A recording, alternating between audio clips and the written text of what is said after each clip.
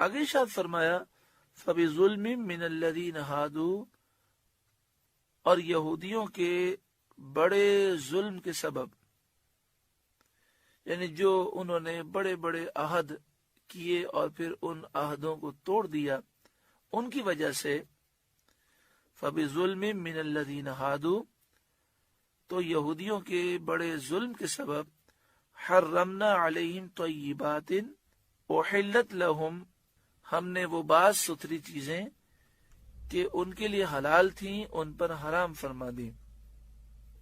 وہ ستھری چیزیں جن کا ذکر سورہ انعام کی آیت وعلی الذین ہادوا حرمنا میں بیان ہے۔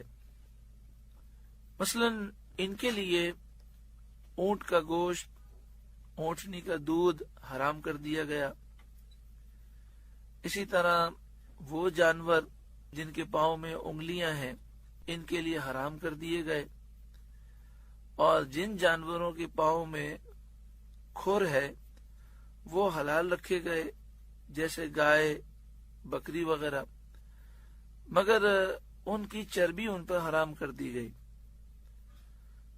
ہاں یہ ضرور ہے کہ وہ چربی جو کمر پر ہو، وہ چربی جو آنتوں سے ملی ہوئی ہو، وہ چربی جو ہڈی سے ملی ہوئی ہے، وہ ان کے لیے جائز کر دی گئی۔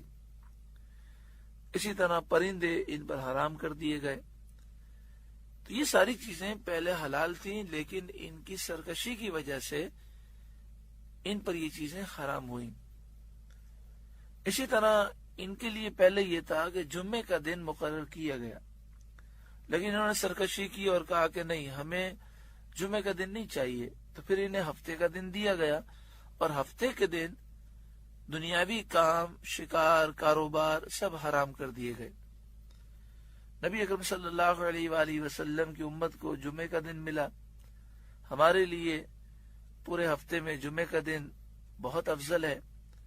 اس دن ہم نماز ادا کرتے ہیں جمعے کی، لیکن جمعے کی نماز سے پہلے اور جمعے کی نماز کے بعد بھی کاروبار کر سکتے ہیں۔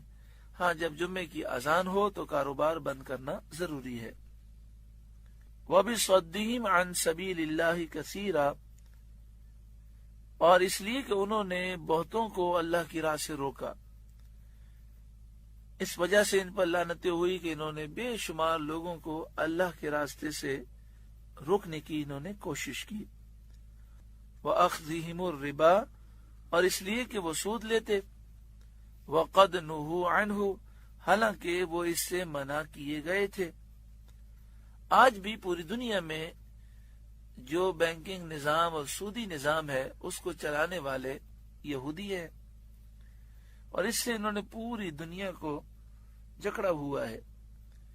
یہودی اس قدر ظالم ہیں کہ انہوں نے اس نظام کو اس طرح مرتب کیا ہے، غریب غریب سے غریب تر ہوتا جائے، مہنگائی میں اضافہ ہو اور دولت سمٹ کر چند لوگوں کے ہاتھوں میں آ جائے۔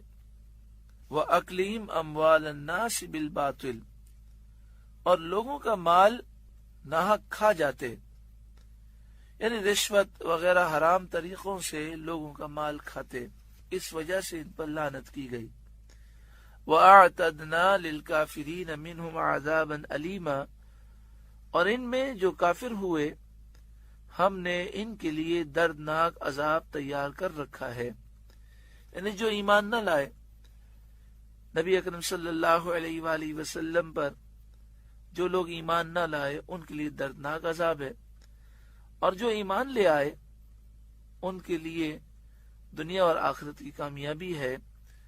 آگے انہی کا ذکر ہے، لیکن الراسخون فی العلم منہم، ہاں جو ان میں علم میں پکے ہیں، والمؤمنون، اور ایمان والے ہیں، یؤمنون بما انزل الیک، وہ ایمان لاتے ہیں اس پر جو اے محبوب آپ کی طرف نازل ہوا، وما انزل من قبلک، اور جو آپ سے پہلے نازل ہوا، والمقیمین الصلاۃ، اور وہ نماز قائم رکھنے والے ہیں، والمؤتون الزکاۃ، اور وہ زکوٰۃ دینے والے ہیں، والمؤمنون باللہ والیوم الآخر، اور اللہ اور قیامت پر ایمان لانے والے ہیں۔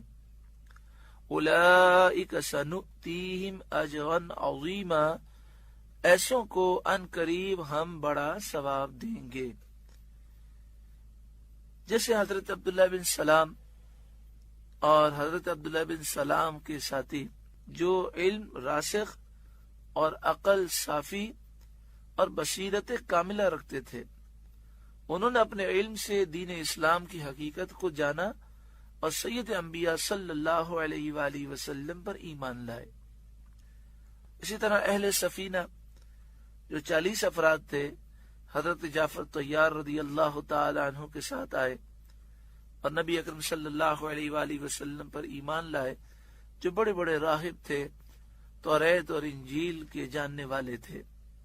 نجاشی بادشاہ اور اس کے دربار کے وزراء، مشیر اور پادری، تو ان کے لیے فرمایا کہ ہم انہیں بڑا ثواب دیں گے۔ اللہ رب العالمین ہم پر خاص فضل و کرم فرمائے۔ سورۃ النساء کا 22واں رکوع مکمل ہوا۔ اللہ تعالیٰ اس کے نور سے ہم سب کے ظاہر باطن کو روشن اور منور فرمائے۔